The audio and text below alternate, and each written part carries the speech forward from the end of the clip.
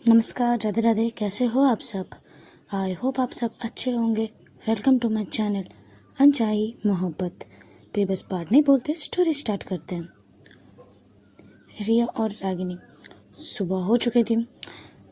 सुबह उठती है रागिनी, पहले जल्दी से ब्रेकफास्ट बनाती है। अभी उसको कॉलेज भी जाना था तो वो जल्दी जल्दी दोनों रेडी होते हैं। रिया भी हेल्प करती है सुबह के रेगुलर काम के वैसे जो होते हैं वो सब। दोनों जल्दी जल्दी ब्रेकफास्ट करते हैं, घर को अच्छे से लॉक करते हैं। वो कार पे बैठने से पहले वो पड़ोस जो आंटी आई थी उसके पास जाती है और कहती है कि आंटी मैं फिर से अपने फ्रेंड के घर रहने जा रही हूँ, आप घर का अच्छे से ध्यान रखना, ठीक है। ये बोलते हुए वो बाय करते हुए वो कार पे बैठ जाती है रिया के साथ और दोनों कॉलेज की तरफ चले जाते हैं। रागिनी को अच्छा तो बिल्कुल नहीं लग रहा था। इतने टाइम बाद घर पे आई, फिर से उसे जाना पड़ रहा। वो अपने घर को बहुत मिस कर रही थी, तो उसका फेस थोड़ा उदास था।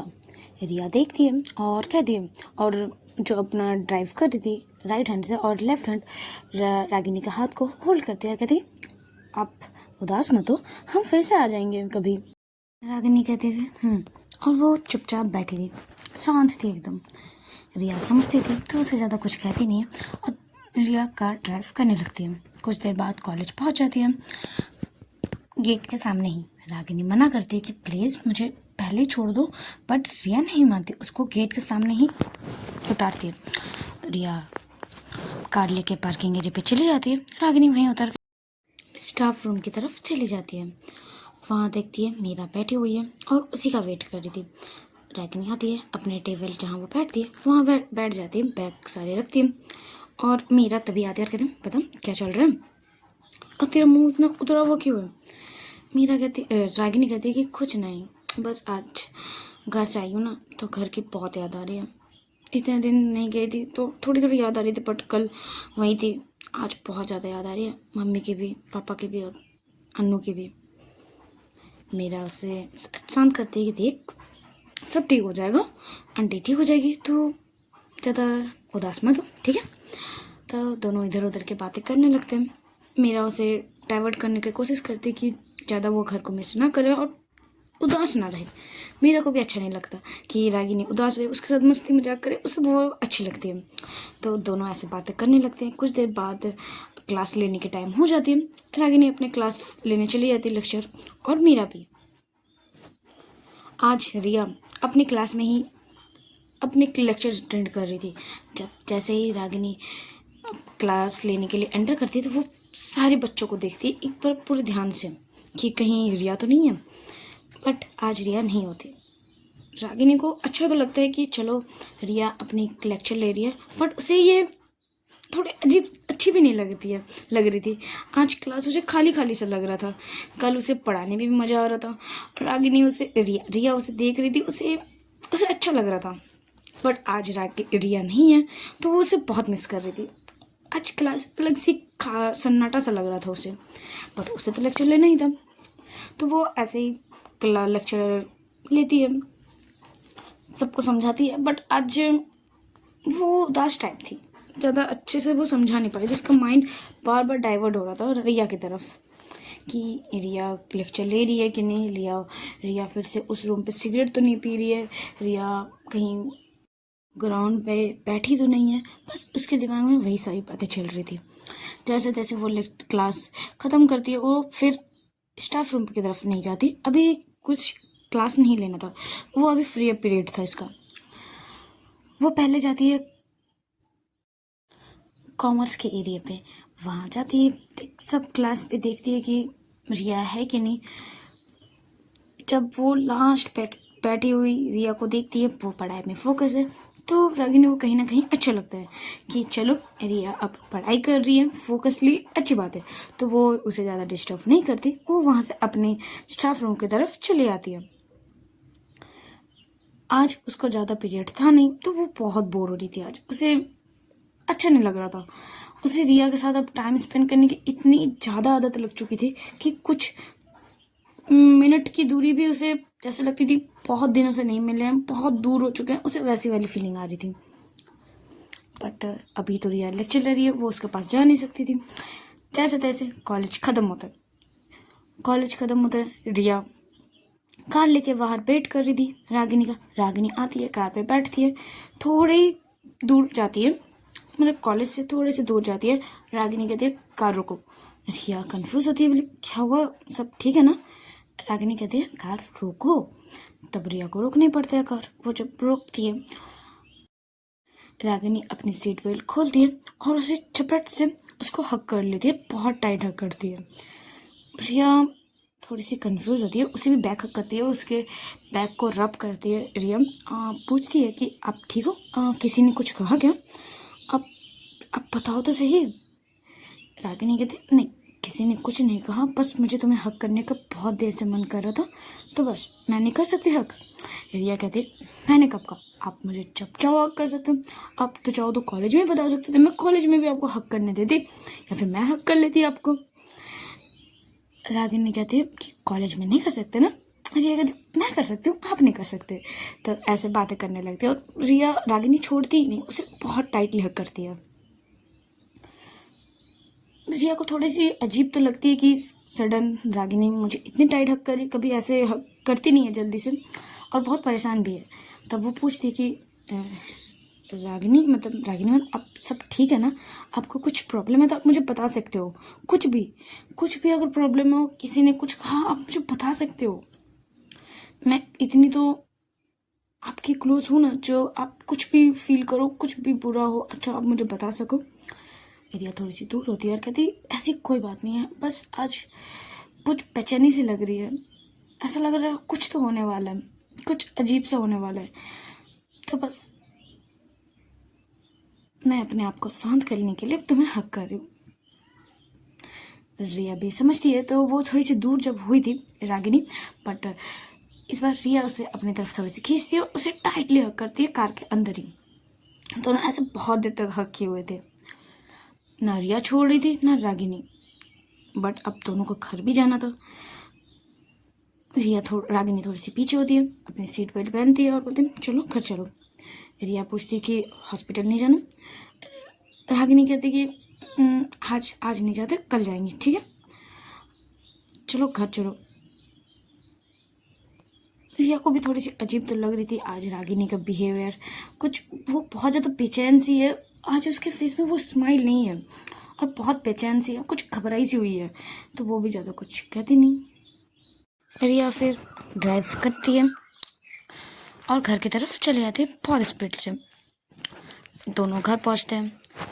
आज अंकल आ चुके थे। वो रिया और रागिनी एंटर करती है घर में। सामने अंकल बैठे हुए थे सोफे पे, सामने बहुत सारे पेपर रखे हुए थे। रिया आती है, अपने पापा को हक करती है और पूछती है पापा आप जल्दी आ गए आज। अंकल कहते हैं कि हाँ कुछ आज ऑफिस में कुछ काम नहीं था तो आ गई, और तुम दोनों कल से नहीं आई हो ना, तुम दोनों को मैं बहुत मिस कर रही थी, आओ रागिनी। तो रागिनी भी आके बैठती है। वो आज कोई सी हुई थी, जैसे वो आती है हमेशा, अब पूछती है अंकल से कि कैसे हो, आज का दिन कैसा रहा, आपने खाना खाया कि नहीं, वो सब आज कुछ नहीं।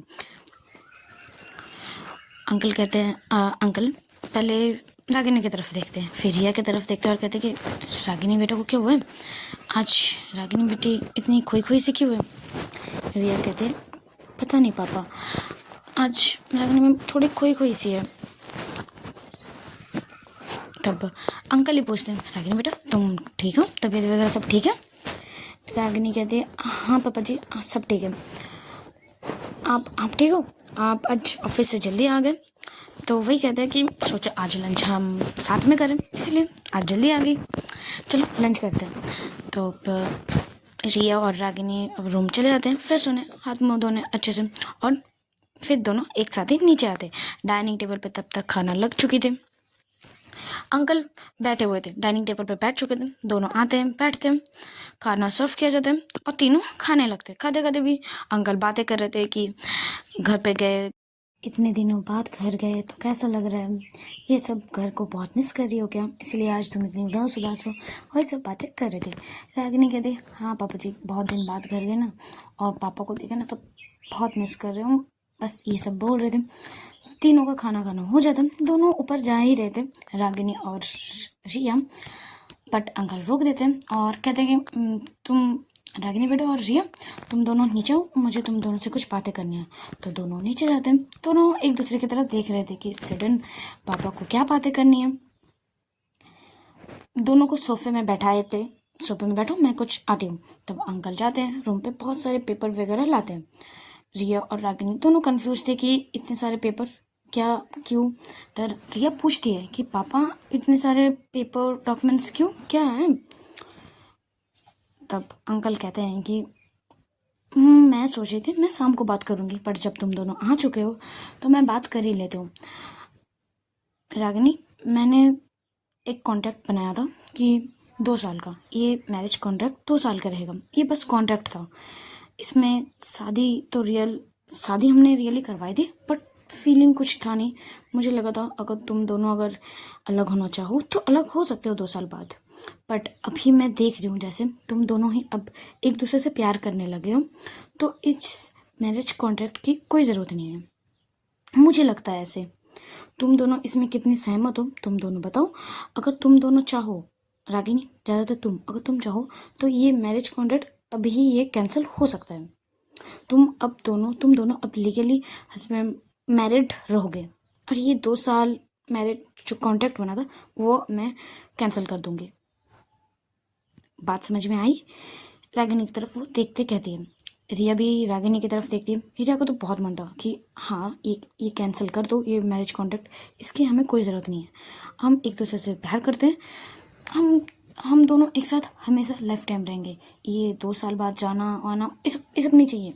रिया का तो ये मन कर रहा था, वो एक उम्मीद के साथ रागिनी की तरफ देख रही थी कि बस वो कहे कि ये कॉन्ट्रैक्ट कैंसिल कर दो। बस रागिनी के मुँह से वो सुनना चाह रही थी रिया, और डेस्परेटली वो रागिनी की तरफ देख रही थी। रागिनी देखती है रिया की तरफ, वो भी समझ रही थी कि रिया कि आखिर क्या कह रही है, रिया क्या कहना चाहती है, बट वो कह नहीं रही थी क्योंकि अब पूरी डिसीजन रागिनी को लेना था। अंकल ने भी अच्छे से समझाया था। अंकल ने भी सब कुछ कहा कि तुम जैसे चल रहा है वैसे ही रहेगा, बस ये जो 2 साल बाद तुम्हें जाना था वो ये कैंसिल हो जाएगा। तुम अभी लाइफ टाइम तक तुम दोनों एक साथ रहोगे। ये था। रागिनी बहुत देर सोचती है। अंकल तब तक चुप रहते हैं और रिया भी। दोनों कुछ नहीं कहते। अब डिसीजन रागिनी को लेना था, उसे मैनिपुलेट नहीं करना था। दोनों इसीलिए चुप थे। रागिनी अपना आंसर दे दी कि हाँ पापा जी, मैं ये कॉन्ट्रैक्ट कैंसिल करना चाहती हूँ, मुझे ये कॉन्ट्रैक्ट की कोई ज़रूरत नहीं है। वो रागिनी रिया के हाथ पकड़ती है और कहती है कि मैं रिया के साथ लाइफ टाइम रहना चाहती हूँ, हमेशा मैं रागिनी के रिया के साथ रहना चाहती हूँ। मुझे ये कॉन्ट्रैक्ट कैंसिल करना है। तब दोनों बहुत खुश हो जाते हैं। अंकल भी बहुत ज़्यादा खुश होते हैं, और रिया तो भाई उसे हक कर लेती है, रागिनी को उसे बहुत टाइटली हक करती है। बहुत खुश होती है, बहुत ज़्यादा। रागिनी कहती है कि रिया पापा है, छोड़ो। तब रिया भी थोड़ी सी पूछी होती है। वो अपनी खुशी को जाहिर नहीं कर पा रही थी, वो बहुत खुश थी, बहुत ज़्यादा। वो अपने पापा के पास भी जाती है और पापा को भी हक करती है, और वो पापा को भी बहुत सारा थैंक यू करती है। दोनों फिर एक डॉक्यूमेंट्स पे साइन करते हैं। अंकल कहते हैं कि यहाँ पर तुम दोनों साइन कर दो तो ये जो कॉन्ट्रैक्ट था वो कैंसिल हो जाएगा। तो दोनों तुरंत ही साइन कर देते हैं, और अभी दोनों ये जो कॉन्ट्रैक्ट मैरिज था उनसे आज़ाद हो चुके थे दोनों ही। अब दोनों के बीच कोई कॉन्ट्रैक्ट था नहीं, कुछ डील था नहीं, अब जो भी था वो प्योर था। और जो मैरिड था, जो शादी हुई थी, दोनों के पास एक डील थी, वो अब डील नहीं थी। अब दोनों सिंसियरली इस शादी को निभाना चाहते थे, दोनों ही। अब दोनों बहुत खुश थे, अंकल भी बहुत खुश थे, साइन कर चुकी थी। अंकल फिर दूसरी एक डॉक्यूमेंट्स, बहुत सारे इसमें पेज थे, एक डॉक्यूमेंट्स निकालते हैं। अंकल कहते हैं कि रागिनी बेटा इस पे तुम साइन कर दो। रागिनी पूछती है कि अंकल आपने सॉरी पापा जी आपने तो कहा इस पे साइन करने से हमारी कैंसिल हो जाएगी मैरिड, तो फिर ये दूसरी डॉक्यूमेंट्स किस बात की। तब पापा जी कहते हैं मुझ पे यकीन है कि नहीं पता, तुम मुझ पे यकीन करती हो। पापा जी कहते रागिनी कहती कि हाँ पापा जी बिल्कुल करती हूँ। तब अंकल कहते तो ठीक है, तो साइन कर दो। तब रागिनी को भी माननी पड़ती है और वो भी साइन कर देती है। रिया भी पूछती है कि पापा अपने दूसरी साइन रागिनी को किस लिए करवाई।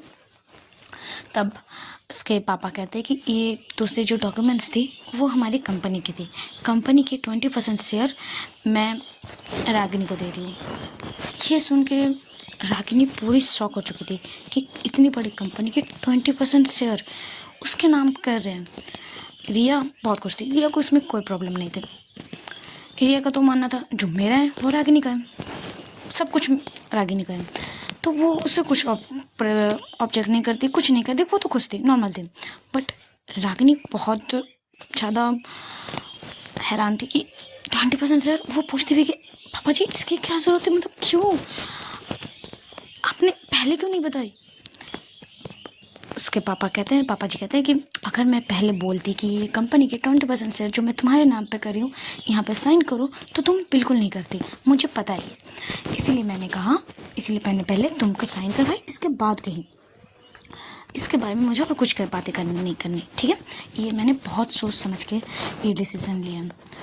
रागिनी पूछती है बट क्यों, मतलब मेरे यहाँ आप मुझे जानते नहीं हो और आप मुझे इतना यकीन करो, हम तो बस ये 1-1.5 महीने ही हुए हैं हमारा यहाँ, मेरा यहाँ आना मिलना रहना, आप मुझ पर इतना यकीन कर रहे हो कि आपके कंपनी के 20% शेयर मेरे नाम कर रहे हो, क्यों, मुझे नहीं चाहिए ये सब। हाँ मुझे ये कॉन्टैक्ट से कैंसिल करना था, मुझे हमेशा रिया के साथ था रहना था, बट मुझे ये नहीं चाहिए, आप ये रिटर्न ले लो, मुझे ये नहीं चाहिए। अंकल मतलब उसके पापा जी कहते हैं कि देखो बेटा, ये मैं बहुत प्यार से तुम्हें दे रही हूँ, मैं कुछ एहसान नहीं कर रही, या फिर मैं ये एक डील नहीं कर रही कि तुम अब मेरे बेटी के साथ ये मैरिज कॉन्ट्रैक्ट कैंसिल हो गया, तो मैं दूसरी डील दे रही हूँ कि तुम मेरे बेटी के साथ रहो, मेरी कंपनी का 20% तुम्हें शेयर दे रही हूँ, ये कुछ नहीं है, मैं अपनी तरफ से तुम्हें कुछ देना चाहती हूँ जो ये है। और जो तुमने कहा कि यकीन, मुझे पूरा यकीन है तुम पे, और तुम पे ही इतना यकीन क्यों है मुझे, तुम्हें ये बाद में ज़रूर पता चलेगा, अभी बस उस टाइम आने दो, मैं तुम्हें सब कुछ बताऊंगी, ठीक है। बट अभी तुम्हें ये रखना पड़ेगा, ये डॉक्यूमेंट्स वो रागिनी को देती और कहती ये तुम्हें अभी रखना पड़ेगा। बट रागिनी लेने से बिल्कुल मना कर देती कि नहीं पापा जी मुझे ये नहीं चाहिए, आप ये रिटर्न दो, मुझे ये नहीं चाहिए। वो डॉक्यूमेंट्स वो रिटर्न कर देते कि नहीं मुझे नहीं चाहिए। रिया भी कहती है रागिनी मैम पापा इतने प्यार से दे रहे, ले लो। इसके पापा जी भी कहते हैं पापा कि बेटा मैं बहुत प्यार से तुम्हें दे रही हूँ, मेरी आशीर्वाद समझ के ही तुम रख लो प्लीज़। तो दोनों तरफ से बहुत कहते हैं, इंसिस्ट करते हैं रागिनी को ले लो। अंकल भी मतलब पापा जी भी कहते हैं और रिया भी कहते हैं, तो रागिनी को लेना ही पड़ता है। रागिनी उस डॉक्यूमेंट्स को लेती है और वो कुछ नहीं कहती, बस वो डॉक्यूमेंट्स को ले लेती बेमन से। उसे ये बिल्कुल लेने का मन बिल्कुल नहीं था, उसे ये सब कुछ नहीं चाहिए था, बट इतने इंसिस्ट करते हैं कि वो मना भी नहीं कर पाती, और तो वो डॉक्यूमेंट्स वो ले लेती है। दोनों रिया कहती कि पापा अब हम जाएं, तब उसके पापा भी कहते हैं ओके जाओ बेटा, दोनों थोड़ा रेस्ट कर लो, कॉलेज से आने के बाद भी खाना रेस्ट नहीं कर पाए, जाओ रेस्ट करो। तो दोनों अपने रूम पे आ जाते हैं। रिया रूम पे आती है, रागिनी भी आती है। रागिनी ये डॉक्यूमेंट्स रिया की तरफ करती है और कहती है कि मैं उस टाइम पापा जी को ना नहीं कर पाई, तुम ये डॉक्यूमेंट्स पापा को दे दो, मुझे नहीं चाहिए, मुझे बस तुम्हारा साथ चाहिए, हम दोनों साथ रहे बस इतना ही काफ़ी है, मुझे ये नहीं चाहिए, तुम पकड़ो, तुम पापा को ही रिटर्न कर दो। रिया कहती मैं नहीं करने वाली, पापा नहीं है आपको दिया है, इतने प्यार से दिया, रख लीजिए ना, पापा का प्यार समझ के रख लीजिए। रागिनी कहती है कि वो मुझसे प्यार करते हैं, मुझे प्यार से दिया, मैं मानती हूँ, बट इतनी बड़ी चीज़ मुझे नहीं चाहिए, सच में नहीं चाहिए। रिया कहती ठीक है पापा ने आपको दिया, आप जानो, मैं नहीं जानती। ये बोलते हुए वो लेट जाती है। अब रागिनी बहुत ज़्यादा कसम में थी कि पापा जी ने इतने प्यार से कुछ दिया है, मैं उसे ऐसे रिटर्न कर दूँगी तो उनको इंसल्ट करना होगा, वो रिटर्न कर नहीं पा रही है और वो अपने पास वो रख भी नहीं पा रही है। वो बहुत कसम थी कि मैं करूँ तो करूँ क्या, बट वो समझती कि जब टाइम आएगा मैं पापा जी को रिटर्न कर दूँगी। तो वो ये फाइल जो डॉक्यूमेंट्स वगैरह थे वो अच्छे से अलमारी पे रख देती है संभाल के, और वो भी बेड पे आके लेट जाती है। रिया आती है उसके पास और उसे टाइटली हग कर देती है, टाइटली, और वो कहती है कि आज से हमारी लाइफ की न्यू चैप्टर स्टार्ट हो रही है। रागिनी कहती है क्या मतलब? रिया कहती इतने दिन से हम एक कॉन्टेक्ट मैरिज के अराउंड थे कि मुझे लगता था कि आप मुझे छोड़ के 2 साल बाद चले जाओगे या फिर ये मैरिज कॉन्ट्रैक्ट कैंसिल हो जाएगा तो आपका क्या रिएक्शन होगा। मैं इस चीज़ के लिए बहुत कंफ्यूज थी और बहुत कसम थी कि 2 साल बाद हो गया क्या। बट आज मैं पूरी तरह से कंफर्म हूँ कि आप मुझे छोड़ के कभी नहीं जाओगे, कभी नहीं। तो आज से हमारी लीगली हम दोनों मैरिड है, कोई डील नहीं, कोई कॉन्ट्रैक्ट नहीं, कुछ नहीं, एकदम प्योर। एक्चुअली में आज कहा जाए तो हमारी मैरिड हुई है, हमारी शादी हुई है आज। रागिनी उठ के बैठ जाती है, कहती क्या मतलब? तुम्हें क्या लगता था कि 2 साल बाद अगर मैरिज कॉन्ट्रैक्ट ये जो अगर ख़त्म हो जाए तो मैं तुम्हें छोड़ के चली जाती? रिया थोड़ी सी इधर उधर करते बोलते अरे मैंने ऐसे नहीं कहा, बट कुछ भी हो सकता था ना। तो मैं थोड़ी सी डिस्टर्ब थी कि आप क्या करोगे, आपका डिसीजन क्या होगा 2 साल बाद। हाँ, मुझे लगता था कुछ भी हो सकता था, मैं कंफर्म कुछ नहीं थी, बस थोड़ी सी घबराई हुई थी। रागिनी उसे हक करती और कहती कि अगर ये मैरिज कॉन्ट्रैक्ट अगर कैंसिल भी नहीं होता तब भी मैं तुम्हें छोड़ के कभी नहीं जाती। मैंने तुम्हारा हाथ पकड़ा है एकदम लाइफ टाइम तक के लिए, वो हाथ पकड़ती और ये हाथ मैं कभी नहीं छोड़ूंगी, कुछ भी हो जाए, कुछ भी सिचुएशन हो, कुछ भी हो, बट ये हाथ मैं कभी नहीं छोड़ूंगी। रिया भी कहती दोनों मैं भी छोड़ने नहीं दूंगी, हम दोनों हमेशा एक साथ रहेंगे। दोनों दूर होते हैं और लेट जाते हैं। रिया भी उसे अच्छे से हक करती है। कुछ टाइम और बीतते हैं, शाम होते हैं, शाम को साथ में चाय पीना, ऐसे ही टाइम बीत रहा था। शाम से रात होती है, रात को भी खाना खा लेते हैं सब कोई अच्छे से। अब सब अपने अपने रूम पे चले जाते हैं, जैसे रिया और रागिनी एक रूम पे और अंकल अपने रूम पे सोने चले जाते हैं। रागिनी की बेचैनी अभी तक कम नहीं हुई थी, उसे अजीब सा तो पूरा दिन आज लग रहा था, बट उसे पता नहीं चल रहा था क्या हो रहा है, क्यों हो रहा है। बट वो अब रिया को भी ज़्यादा डिस्टर्ब नहीं कर सकती, तो वो फेस में प्यारी सी छोटी सी झूठी सी ही स्माइल रख रही थी। रिया को समझ आ रहा था, रिया पूछती हुई कि आपको क्या हो रहा है, कुछ प्रॉब्लम है तो बताइए। रागिनी कहती मुझे पता नहीं, बट आज कुछ बेचैनी सी लग रही है, जैसे कुछ तो होने वाला है आज, बट क्या मुझे नहीं पता। तो दोनों रूम पे आ चुके थे, रिया ऐसे ही फ़ोन इंस्टॉल कर रही थी। रागिनी को सडन लगता है कि एक बार मैं मॉम को कॉल करूं, मतलब मम्मी को कॉल करूं, देखूं मम्मी की तबीयत वगैरह सब कैसी है क्या नहीं। तो वो कॉल लगाती है हॉस्पिटल में जिन डॉक्टर को उसकी मम्मी देख रही थी उसी को कॉल लगाया गया था। जो डॉक्टर कॉल रिसीव करते हैं, पूछते हैं कि कौन सी पेशेंट है, तो वो बोलती है अपनी मम्मी का नाम बताती है। तो डॉक्टर कहते 2 मिनट रुकिए, मैं फाइल निकालती हूँ, फिर मैं आपको बताती हूँ उनकी कंडीशन। तो 2 मिनट वेट करती है। रिया पूछती है कि आप मतलब इतनी रात को किसको कॉल लगा रहे हो। तब रागिनी कहती कि मैं हॉस्पिटल में कॉल लगाई। तो वो भी फिक्र में आ जाती कि क्या हुआ, आंटी ठीक है ना। रागिनी कहती वही पूछने के लिए डॉक्टर को कॉल किया कि मम्मी की तबीयत वगैरह सब कैसी है। तो रिया कहती है कि आप फ़ोन स्पीकर पर कर लो। तो वो फ़ोन पर स्पीकर होते हैं। कुछ देर बाद डॉक्टर आते हैं, पेशेंट का नाम बताते हैं, और तब रागिनी कहती है कि जी वो मेरी मम्मी है। तो अभी मम्मी कैसी है, तबीयत में मतलब इंक्रीज़ हुई कि नहीं, सब ठीक है कि नहीं। मेरी मम्मी अभी तक प्रॉपर अच्छे से कब ठीक होगी, और उनकी अभी कंडीशन कैसी है, सब कुछ। तब डॉक्टर कहते हैं कि देखिए इम्प्रूव हो रहा है, थोड़ी सी इम्प्रूव हो रही है उनके अंदर। अब पूरी कंफर्म ठीक तो अभी तक हुई नहीं है, टाइम लगेगा। शायद आपकी मम्मी को पहले भी कुछ ऐसा एक्सीडेंट हुआ होगा, इस वजह से आपके पापा के जाने के बाद शौक तो लगा है, बट वो शौक थोड़ी नॉर्मल थी। बट इस बार जो एक्सीडेंट हुआ तब वो पुराने वाले एक्सीडेंट से वो कनेक्ट हो चुका है। बीच के वो जितने भी मेमोरीज थे वो सब मिट चुके हैं। वो पहले वाले जो एक्सीडेंट है उसी को वो कनेक्ट करके रखा है। वही याद है कि मेरा पहले एक्सीडेंट हुआ था, मेरे हस्बैंड थे, मेरी बेटी छोटी थी, बस उसे यही मेमोरी याद है, बाकी सब मेमोरी भूल चुकी है। उसे रिटर्न मतलब उसे सब कुछ याद आने में देखिए कब याद आएगा पता नहीं, बट हम कोशिश तो कर रहे हैं याद दिलाने की। अब जब तक आपकी मम्मी अपने आप को स्ट्रॉन्ग नहीं कर लेती, जब तक आपके मम्मी की बॉडी ये स्ट्रॉन्ग मतलब फील नहीं कर लेती कि हाँ बॉडी एकदम स्ट्रॉन्ग है, हैंडल करने के लिए सब ठीक है, तब तक हम भी कुछ नहीं कर सकते। अब सब आपके मम्मी के ऊपर ही डिपेंड करते हैं। हमारी जितनी भी कोशिश थी ठीक करने की हमने सब कुछ लगा चुके हो, अब आपके मम्मी के हाथ में।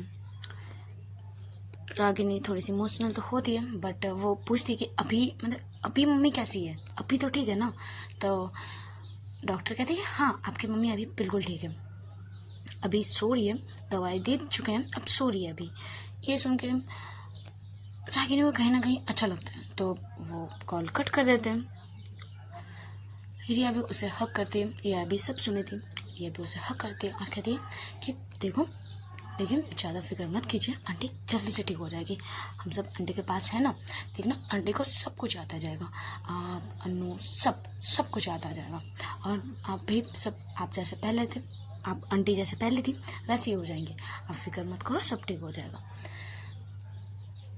रागिनी थोड़ी सी इमोशनल तो थी, तो वो उसे हक की हुई थी। रिया उसे एक टाइम भी दूर नहीं होती, रिया उसको आज पूरे दिन उसको हक की होती है, एकदम करीब रखती है, उसे लेटाती है और वो भी उसके साथ हक करते हुए सो जाते हैं दोनों। रागिनी भी बहुत अपने मम्मी के बारे में सोच रही थी, पापा के बारे में सोचते सोचते उसे भी नींद आ ही जाती है। अब रात ऐसे ही बीतती है, दोनों एक दूसरे को टाइट हक किए हुए ही सो जाते हैं।